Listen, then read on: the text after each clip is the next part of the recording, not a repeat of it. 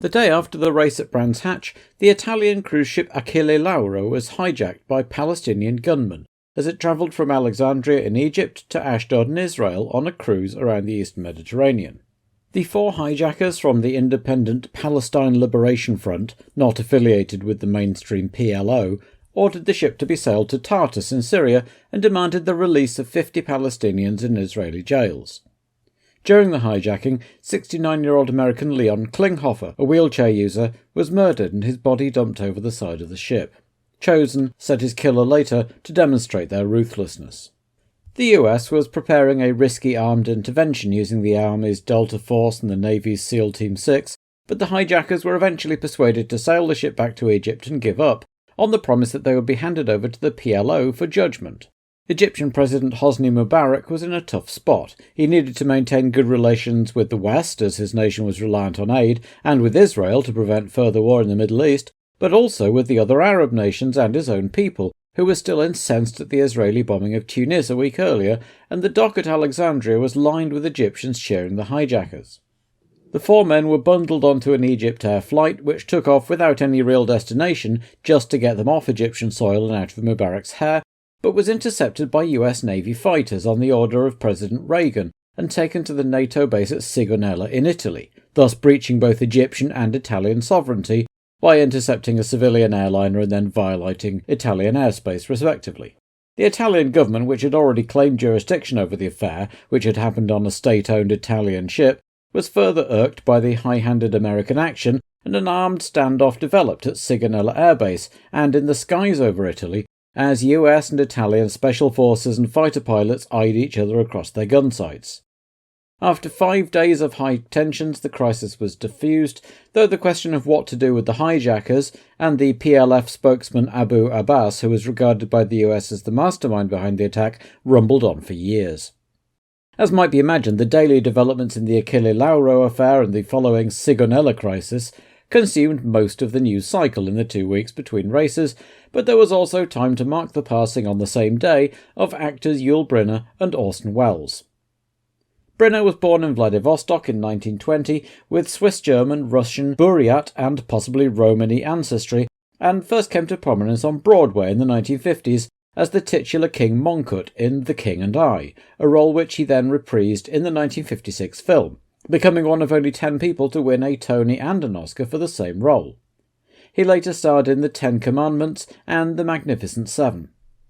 Orson Welles is considered one of the greatest, most influential filmmakers of all time, most notably for 1941's Citizen Kane and 1951's Othello, while also a prolific actor in other people's films, for example in the classic British film noir The Third Man. He continued working throughout his life despite struggling with alcoholism in his later years, and his last acting role was voice work for Transformers the movie, though the last to be released were independent film Someone to Love and an episode of sitcom Moonlighting that aired just 4 days after his death. It would be nice to say that the F1 world provided a cheery escape from the news, but the sport too was mired in discord and controversy in the weeks leading up to the South African Grand Prix. South African Premier P.W. Botha had early that summer taken a hard line against calls for reform of the apartheid system, and international isolation and condemnation of the country had stepped up a gear. Formula One was one of the few international sports still interacting with the country and was coming under increased pressure to put that right. Already the Renault and Ligier teams had withdrawn under pressure from the government in Paris, who were also trying to persuade Alain Prost to withdraw now he had his title sewn up. He was certainly unhappy at the prospect of racing there, as were several others including veterans Niki Lauda and Alan Jones, the former back after injury and 2 races short of Jackie Stewart's all-time win record of 27 with 2 races to go. But no other teams joined the boycott, though several sponsors, most notably Marlboro and Beatrice Foods, had had their names removed from the cars, though cynics pointed out that the word Marlboro might be gone, but the McLarens were still decked out in the brand's iconic red and white chevrons. In any event, 21 cars and drivers arrived at Kyalami, with Tyrrell taking Philip Streff on loan for the weekend, reportedly to have a look at him as a possible driver for 1986. In addition to the Renault and Ligier teams, Ram were also missing, having run out of money, and Zach Speed had always planned to miss the flyaway races as they prepared for 1986. The Williams cars were on form again here, and qualifying became a three-way scrap between Rosberg, Mansell and Nelson Piquet, who had been on pole of the last two Kyalami races. He clocked an impressive 211 miles an hour, 340 kph at the speed trap, but once again the fastest car in a straight line wasn't on pole. This time it was Mansell, riding high after his first win, getting his second career pole. Piquet had to settle for second, with Rosberg and Senna sharing row 2, the Finn joking that it looked like the McLaren signed the wrong Williams driver for next year. Sierra was an excellent fifth after his brand's heroics, alongside De Angelis. Lauda and Prost were 8th and 9th, only the second time Nicky had outqualified Alain in their 2 years together. The Ferraris are thoroughly demoralised 15th and 16th, Alan Jones 18th, splitting the two Tyrrells, and Martini and Rothengatter bringing up the rear. The Minardi 6.2 seconds off pole and 2.4 seconds off his nearest rival Streff, and the Azella a full second and a bit slower than that. An unhappy Alan Jones chatted to Bernie Ecclestone that evening, describing his reservations about racing in South Africa, and Bernie suggested he'd throw a sickie, so he withdrew from the race citing a stomach bug, and there were 20 starters on the day. There were some 85,000 spectators at the track, a reasonable crowd for Kyalami, and as usual it was hot, which meant the Pirelli runners would be expecting their tyres to hit optimum temperature early on. When the green lights came on, Mansell was away quickest, all on his own at the front going into Crowthorne, while the rest sorted themselves out behind him. Rosberg swamped by the Brabhams and Loti, with Piquet followed by Sierra, then De Angelis and Senna. Rosberg regained a place from Senna while De Angelis moved ahead of Sierra into third, and the Swiss driver then lost out to the other Lotus and Rosberg in quick succession. Almost unnoticed by the cameras at the first corner, the two Alfa Romeos had tangled with Gintani's Tolman, and both ended up parked next to each other, with Eddie and Ricciardo, never the chummiest teammates, having a full and frank exchange of views on whose fault it was. By the end of lap 1, Mansell led Piquet, De Angelis, Senna, Rosberg, Lauda and Sierra, whose BMW seemed to be lacking a bit of go, and now had Prost on his heels too. Rosberg passed Senna on lap 3, chopping aggressively in front of him as the pair renewed acquaintances following Brands Hatch, and the Finn had turned up the boost in his cockpit a bit to try and make some progress, soon reeling in and passing De Angelis too, as Rothengatter parked his Azella up with electrical problems. The top 5, Mansell, Piquet, Rosberg and the Loti, were drawing away from the two McLarens, while Sierra's engine gave up the ghost. Rosberg eased past Piquet into second on lap 5 and began bearing down on his teammate, while further back Prost had got ahead of Lauda in their private battle, and De Angelis was now nipping at Piquet's gearbox. The Brabham was obviously suffering some technical glitch, as Nelson pulled over to let both Loti through, followed by the McLarens, and toured in to retire with engine problems, leaving the much-touted Pirelli tyres now only running on Pierluigi Martini's Minardi. So now the top 6 were running in Noah's Ark formation, 2 by 2, Williams, Williams, Lotus, Lotus, McLaren, McLaren, with each pair having a nice little internal battle. Senna pulled out to overtake De Angelis, just in time for him to nearly hit Ghinzani emerging from the pits after stopping to have an engine problem of his own looked at. But Senna made the move stick, going up to third as Rosberg set the fastest lap in his pursuit of Mansell. Keke took the lead on lap 8 and soon pulled away, but just then Piercarlo Ghinzani's engine problem recurred smokily and he dumped oil all over the track at Crowthorne before parking up next to his old ride, the Azella.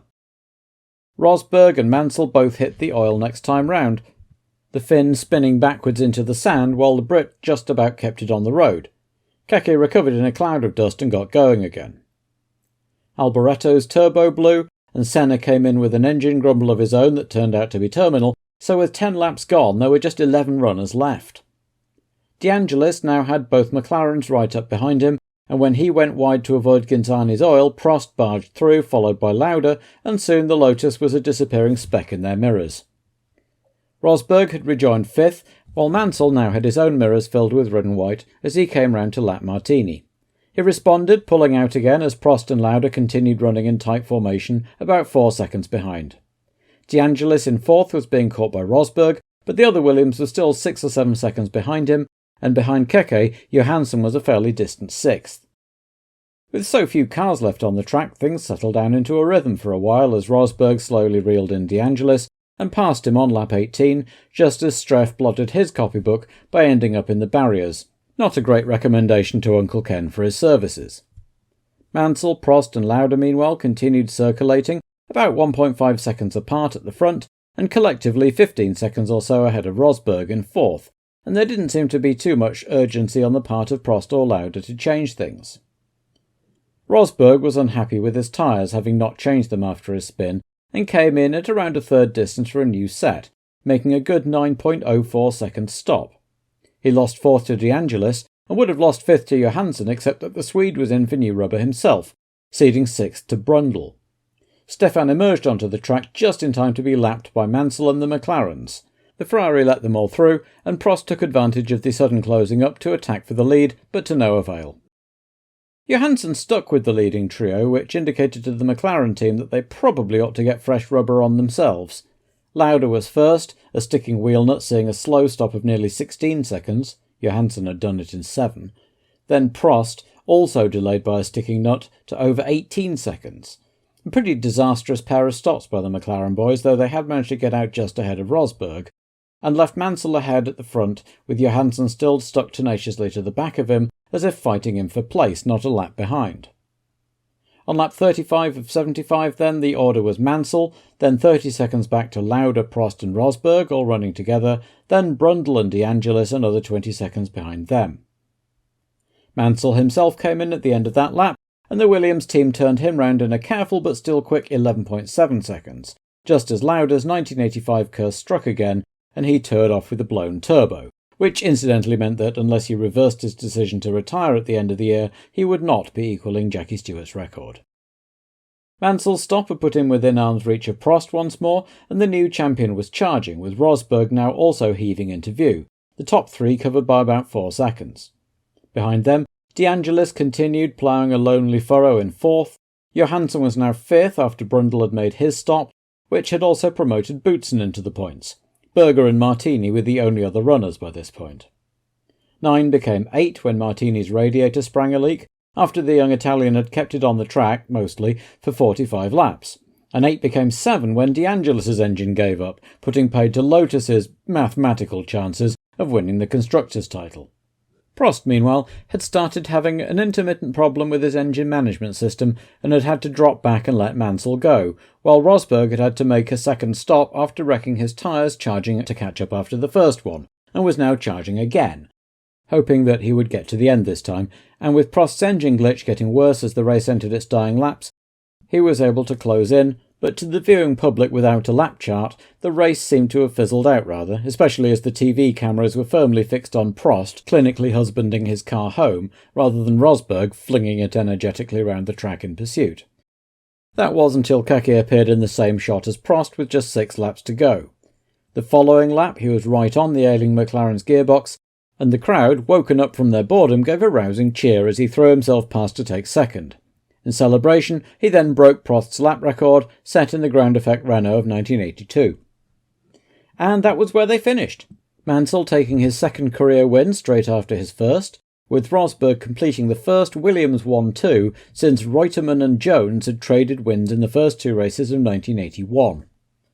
Prost staggered across the line third, Johansson similarly just about making it to the flag in fourth, followed home by the 2 Arrowses of Berger and Boutsen, who had simply kept the boost down for reliability and plugged away, making the most of the high attrition rate. 7th and the last man running was Martin Brundle, wondering what he had to do to put a point on the board. Mansell looked considerably less zonked on the podium than he had 3 weeks earlier, though he was still holding the champagne slightly awkwardly with his left arm. Laurel wreaths were awarded as traditional, but were left on the floor. Sponsors had been complaining that their logos were obscured in the all-important victory photos, and this was the last race in which the wreaths were awarded. A few days after the race, it was announced by FISA that the South African Grand Prix would not be returning to the calendar in the foreseeable future because it could not, quote, offer the necessary guarantees. While the bad PR was undoubtedly a major reason, lap times were also getting very close to the 1-minute mark, which was regarded as the minimum lap time for a Grand Prix standard circuit, and with the cars continuing to get faster, 1986 could see it dip below that. As the teams packed up to head to Australia then, the Constructors' title was still to be decided, though unless Ferrari pulled something special out of the hat, it looked like McLaren would have the honours.